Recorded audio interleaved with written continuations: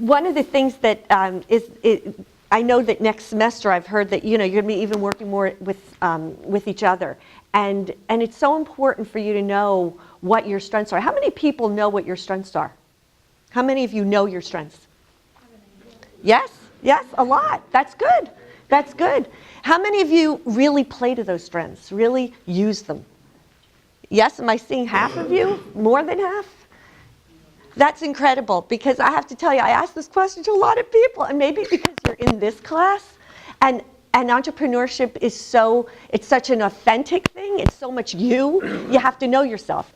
When I asked that question to a lot of other, people your age, I have two sons that are in their early 20s, and their friends are all lost when I ask that question. It's really impressive that so many of you actually have that self-reflective part within you, because a lot of people, they just don't have a clue as to what they're doing, what they like, what excites them, and I think that that's really the cornerstone of entrepreneurship, and it's so, and I could see you've all, I guess that's why so many of you were already there, because it's definitely a reflection of that. Like you can't be the jack of all trades. I know that was definitely a lesson learned I picked up from most Great of the speakers. point.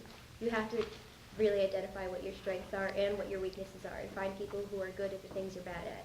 I think a lot of the speakers hit home on that, and something we That is excellent. I just love it, because it's so true. And I actually have a gift for all of you, but you probably don't even need it. It's to take the test. Now, I will tell you, I'm embarrassed to say I spent $1,400 when I was in my late 20s with a battery of tests and an executive coach, and it took me 8 weeks to come up with my strengths. There's a lot easier way to do it. We actually have a book for all of you. It'll take 20 minutes. Take the test. You'll get the same results. You don't have to go through all that work. And it's free from me, so I bought it for you. But I want you to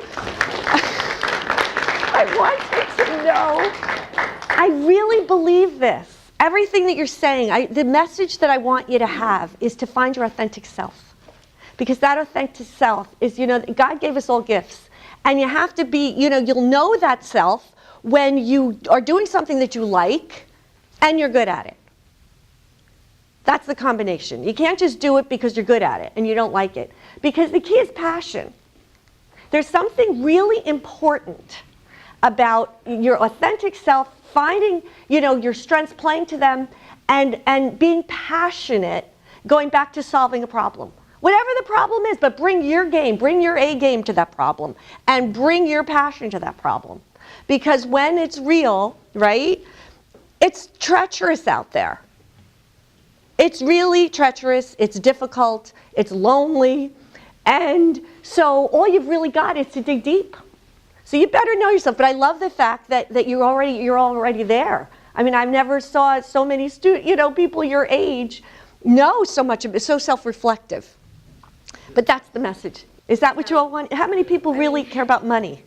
Or is it something else? Well, there's a lot of things in life. It doesn't have to be money, but go ahead, yeah. No, I was just saying, at the end of the day, it's all about money. Yeah, you think so? Or does money come to you because you created a passionate... If you find your passion with money, then yes. Money will follow. Yes, exactly. Yeah, go ahead. Yeah, this class also opened my mind up money. At first it was all about money, but then I realized that money is another indicator. I actually value employee satisfaction more than money.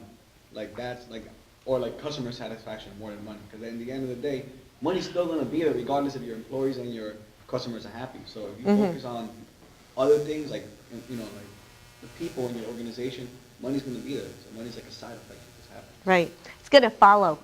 We believe in it. I know Dennis Bone has been really a just godsend for this program, and I'm thrilled because I really wanted it. Actually, I was inspired when I read from the dean, who actually had been involved with entrepreneurship centers. I don't know if you know this story, but he worked I think in Michigan State and also Arizona. Yep.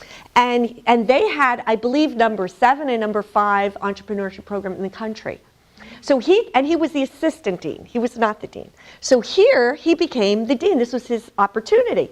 And he had all these ideas and this whole vision. And he handed me this piece of paper one day. And he said, I want you to read this. And And it was a vision for a future, exactly what one of you said, kind of bridging the real world and academia. And that's what the paper was all about, exactly that. That was what his goal, and he had this vision. I'm thinking, I remember jumping up and telling my husband, Eddie, we've got to do this. So I just felt moved, compelled, inspired, where a place where, academia could meet the real world, and, and there's a place where business and public policy can meet academia, because we're also trying to get support from the state associations, the chamber and the EDA, and whatever we can do as as a state as well. So yeah, it was just a very exciting and inspiring place to be.